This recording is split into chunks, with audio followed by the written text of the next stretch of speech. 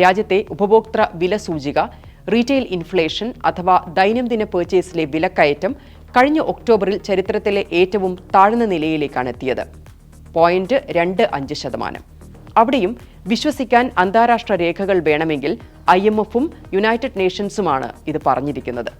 6.6% റേറ്റിൽ India വളരുമ്പോഴും inflation നന്നായി നിയന്ത്രിക്കപ്പെട്ടിരിക്കുന്നുവെന്ന് well contained എന്ന വാക്കാണ് ഉപയോഗിച്ചിരിക്കുന്നത്.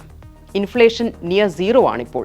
കാരണം 400ഓളം പ്രൊഡക്റ്റുകളുടെ GST റേറ്റ് കുറച്ചതും സപ്ലൈ സൈഡ് ശക്തി ആർജിച്ച് നിൽക്കുന്നതും ഒരു കാരണമാണ്. റെക്കോർഡ് അഗ്രികൾച്ചർ പ്രൊഡക്ഷൻ ആയിരുന്നു എന്നത് മറ്റൊരു അനുഗ്രഹമായി.